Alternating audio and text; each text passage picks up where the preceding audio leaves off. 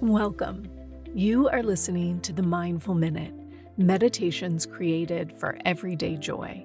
I'm your host, Meryl Arnett, and my passion is making meditation accessible and enjoyable.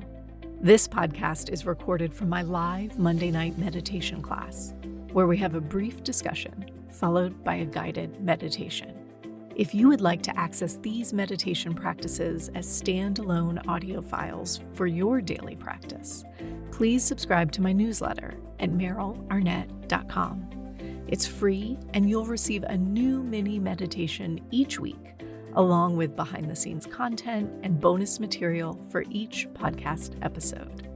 All right, let's grab a cup of tea, a comfy seat, and settle in for today's practice.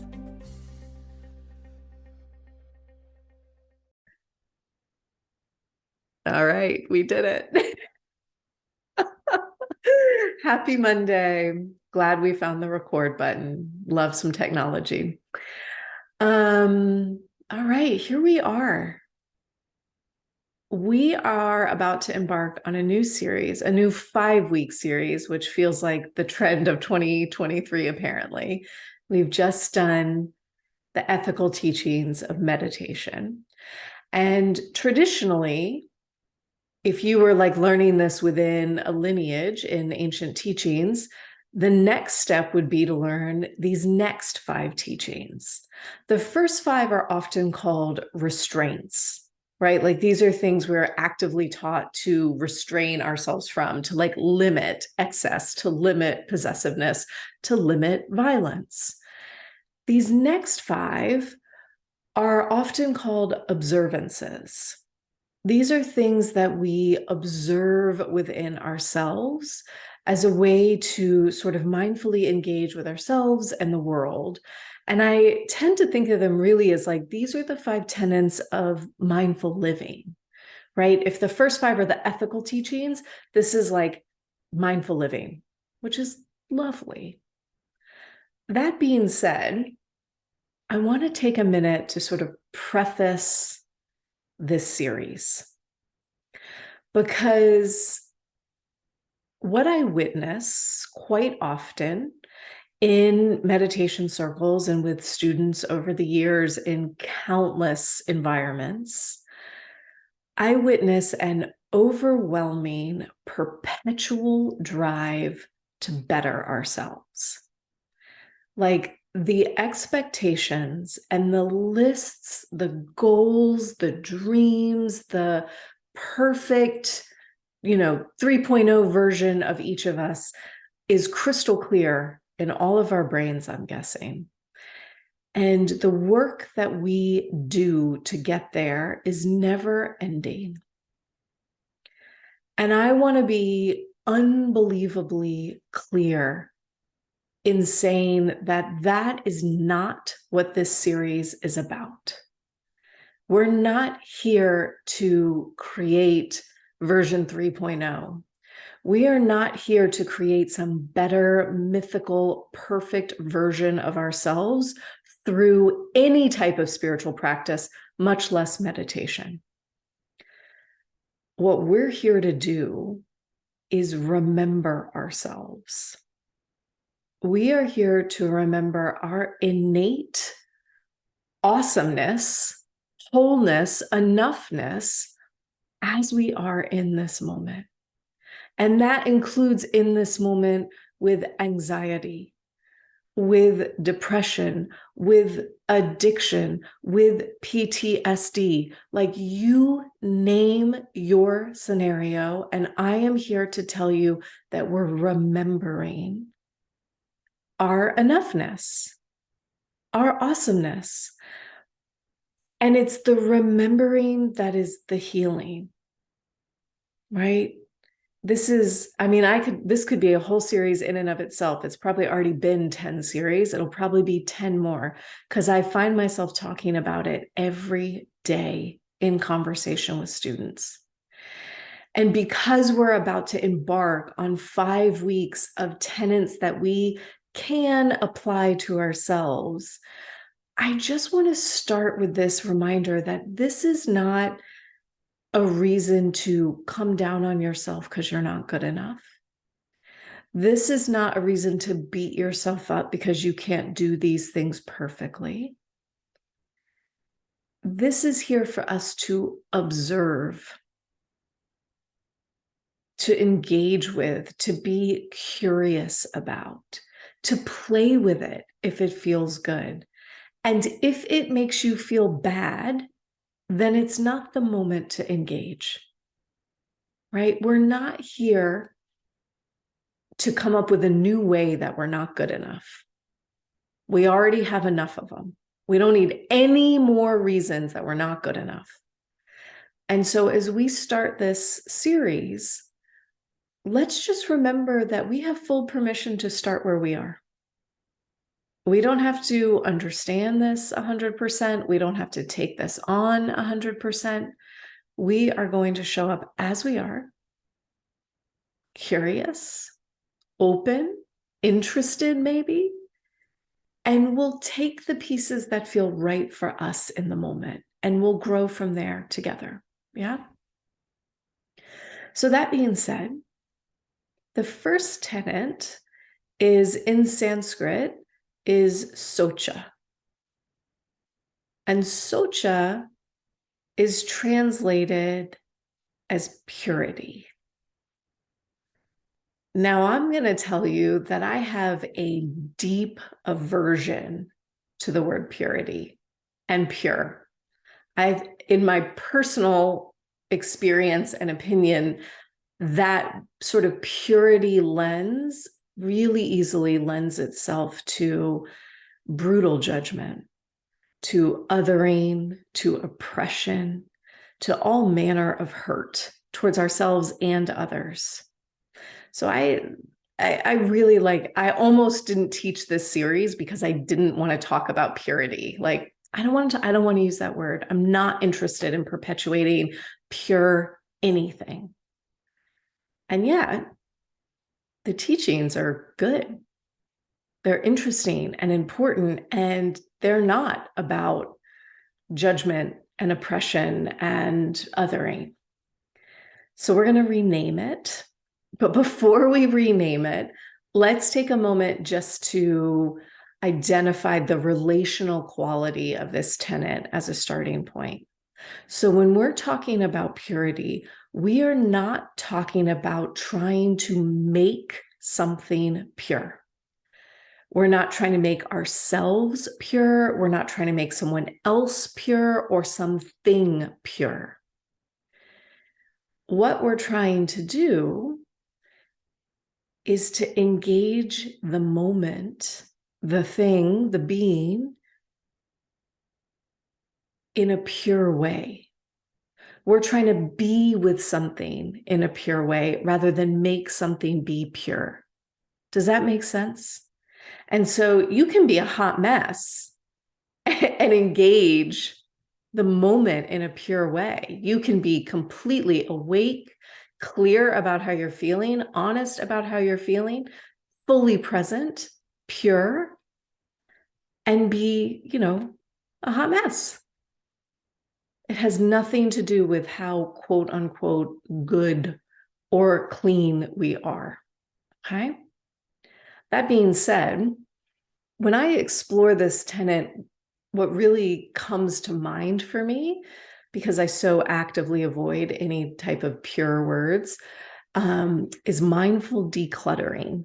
And so that's what I'm renaming this tenet as. Socha is now mindful decluttering, which I hope feels gentler. When we think about mindful decluttering, we can think about that externally and internally, right? This is full body, all encompassing, uncluttering the mind, the body, our living spaces, our workspaces, our relationships.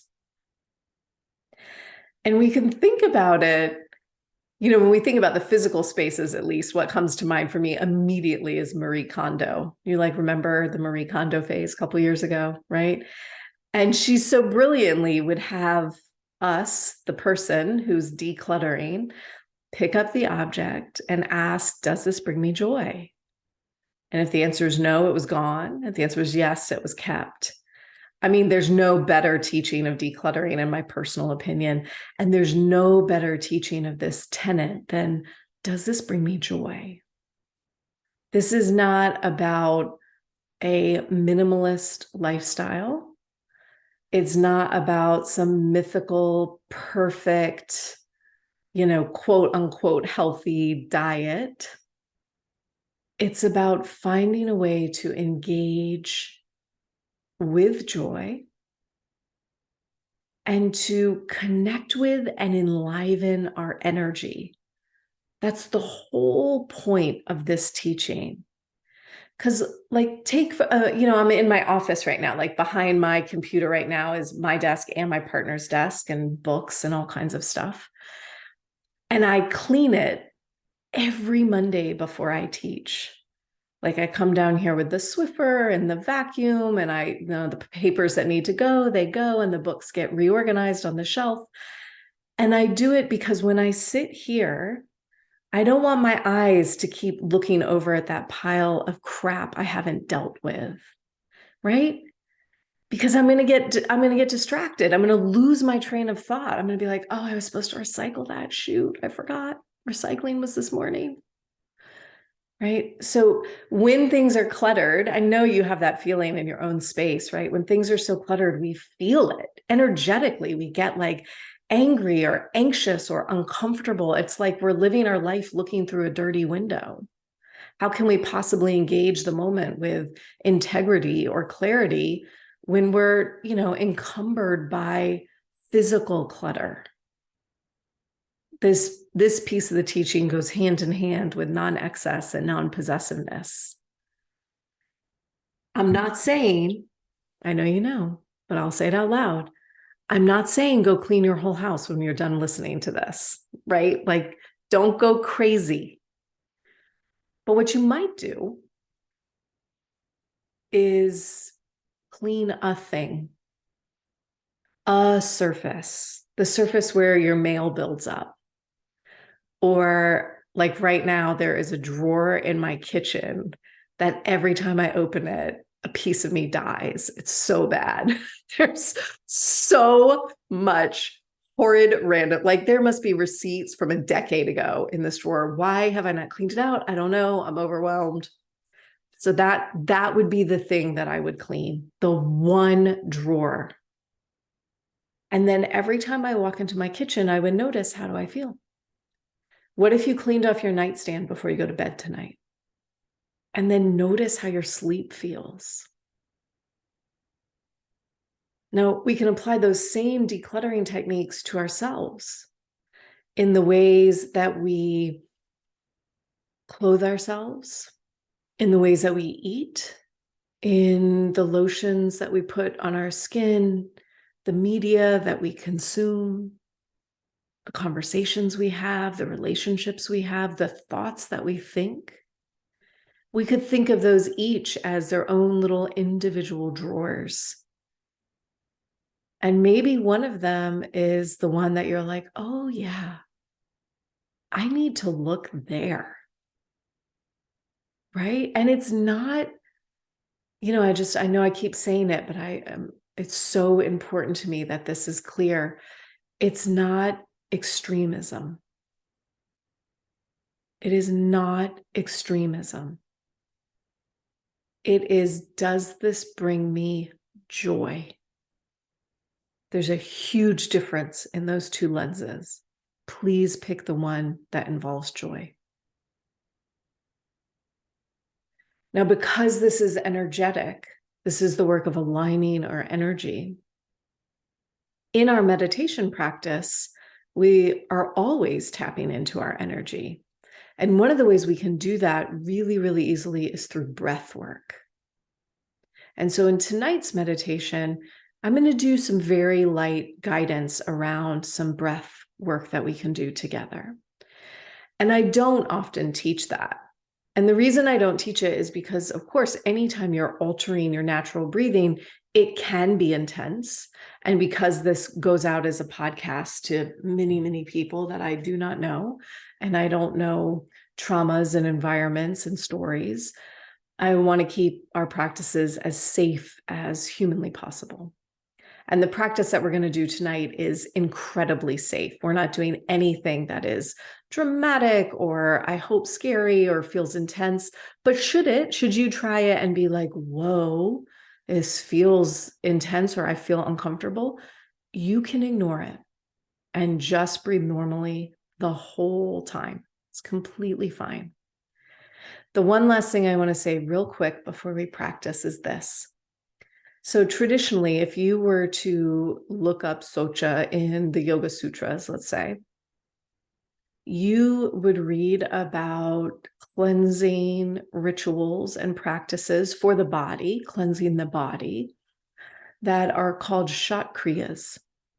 They're very specific, very intense practices.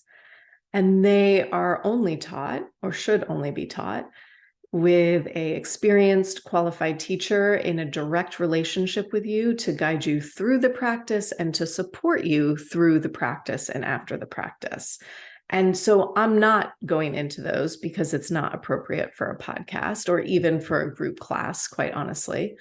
But I wanted to name it because thus far, like through the ethics and up until this point, I really have to the letter taught these teachings. And in this specific one, socha, I'm deviating slightly and I'm offering the pieces that feel applicable to our everyday lives.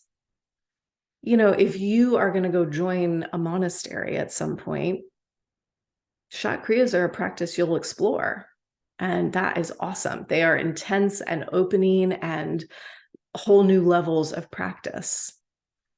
And you don't need them to function in carpool and the office and with your community, right? So we'll be mindful of who we are and where we are. That being said, why don't we engage in a practice this evening, a 20-minute meditation that involves just a touch of breath work to help us align with that sense of energy. So take a moment, wiggle around. Let yourself settle and find a comfortable seat.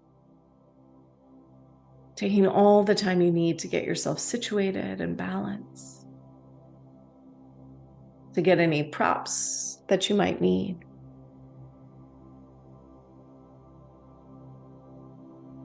And when you feel ready, you'll sit yourself back.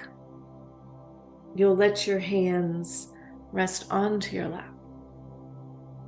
And if you like, you can close your eyes. If that doesn't feel quite right, you can always take a soft gaze down towards the ground. And together as a group here, let's take a deep breath in. Exhale out a sigh.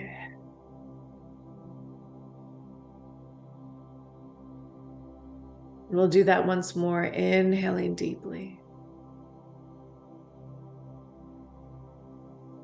Exhaling out a sigh.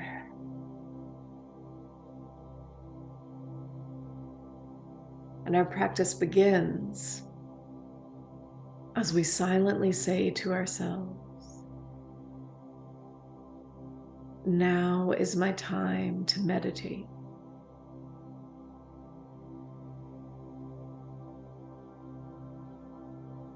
Now is my time to meditate.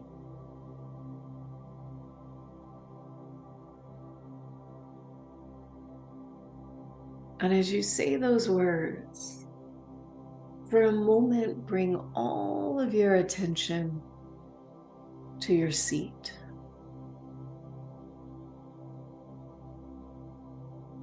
Inviting yourself to sit down fully and gently.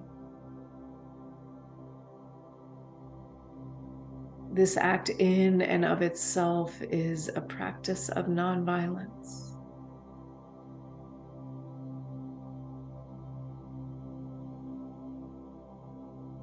Letting go of your day to day.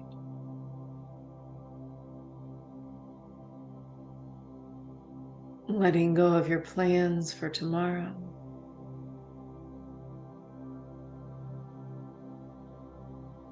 And feeling yourself settle inside your own body.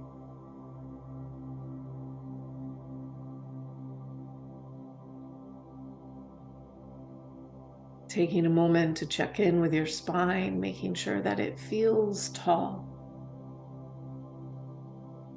that you feel awake.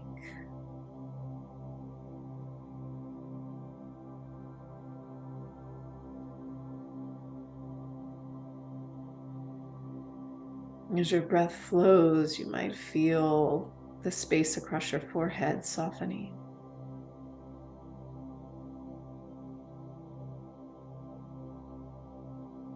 The skin around the eyes, letting go some of its tension.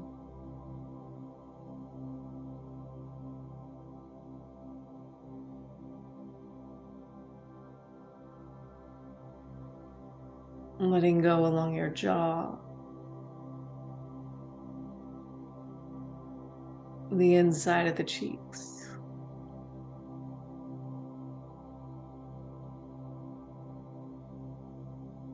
Letting go down the sides of the neck and across the shoulders.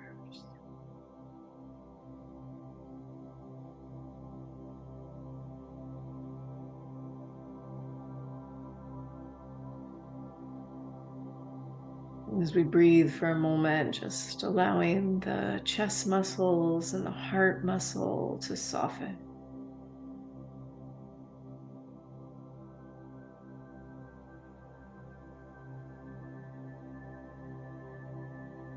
As if just by being seated here, we could soften some of that protective armor that we wear.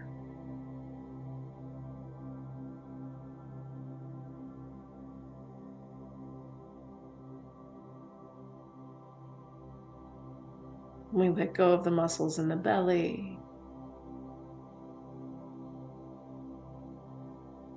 down through the thighs,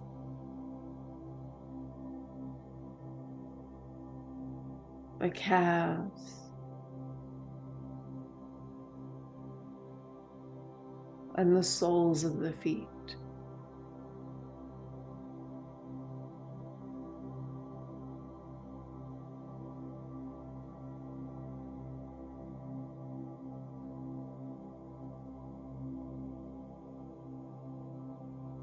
And gradually we'll bring our awareness right to the navel center. Just so you can feel yourself breathing in and out here at the belly.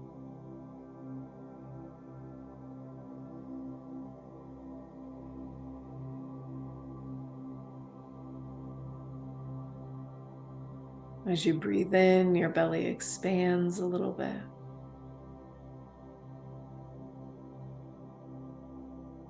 And as you breathe out, your belly contracts a little bit.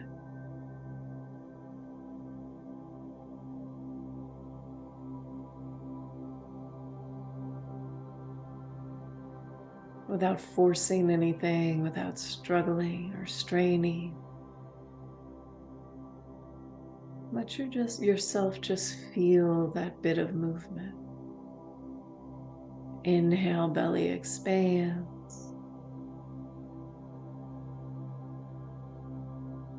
Exhale, belly contracts.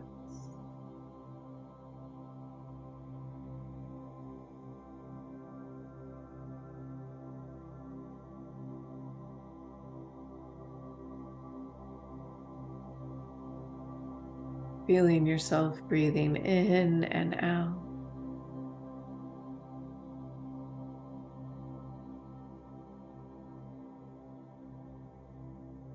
And without changing anything at all.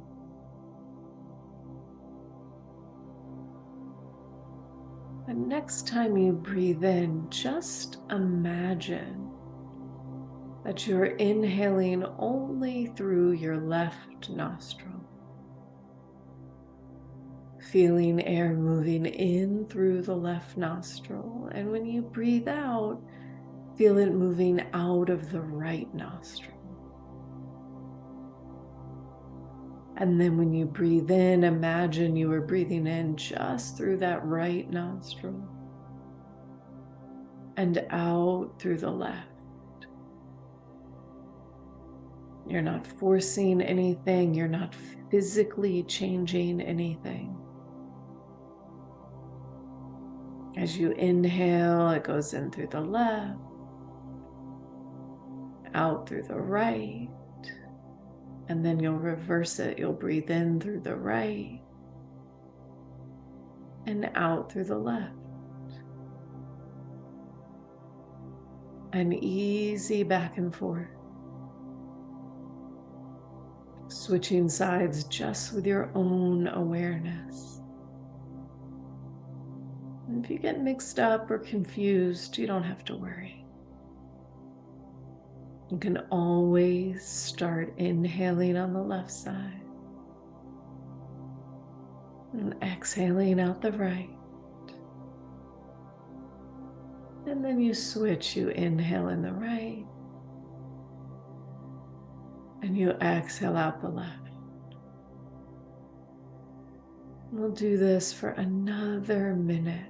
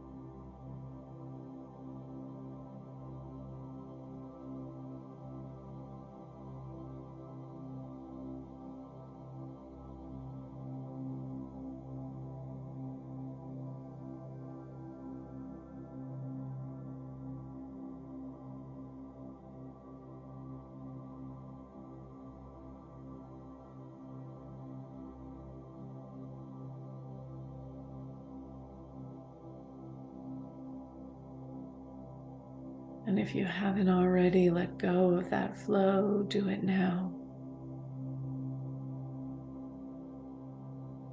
Feeling yourself breathing in and out easily through both nostrils.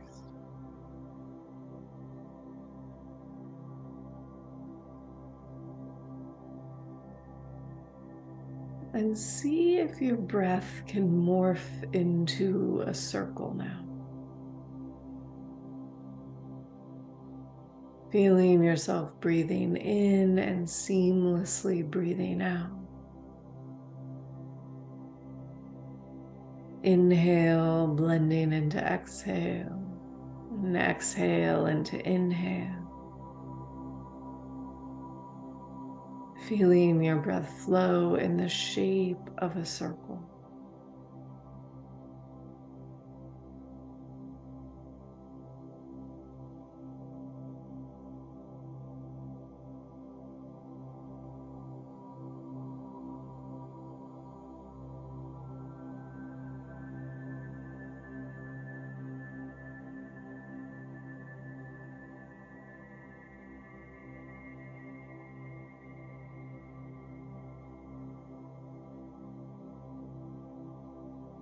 Feeling yourself centered and calm in the middle of this circle.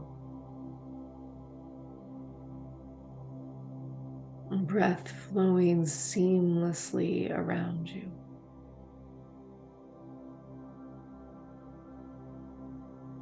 We'll rest here in silence for the next 6 minutes.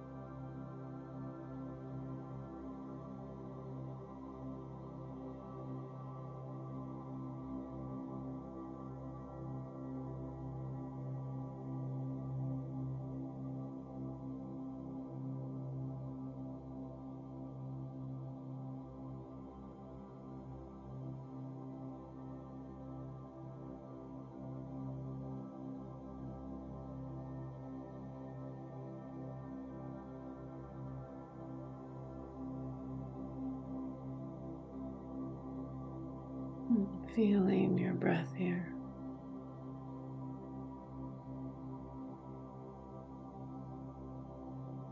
Noticing the quality of energy in your body.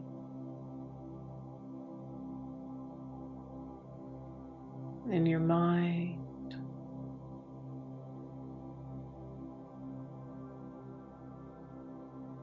Allowing your breath to flow freely. And very gradually starting to deepen that breath. Wiggle your fingers and your toes. And as you find your edges, once again, you'll straighten up the spine if you've slumped over. You'll lift through the crown of the head. And together, we'll take one more deep breath in. Exhale out a sigh.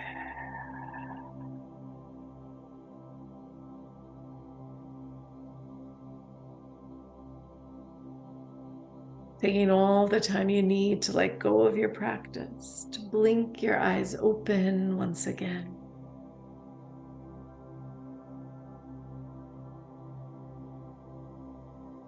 And as you let go of that practice today, you might decide for the next week to explore this mindful decluttering through a physical space, through an internal space. Maybe pick one thing, just one, that you are curious about that might bring some joy as you pay attention to it. And we'll come back next week and we'll pick this series right back up again. Thank you.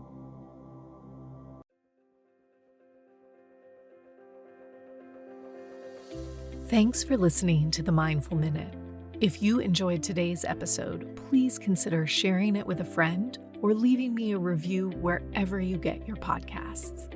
This helps others to find the show, and let's face it, we could definitely use more meditators in this world. The Mindful Minute is recorded on Muskogee land and produced with the support of Madeline Day Production Management and Brianna Nielsen Virtual Assistants.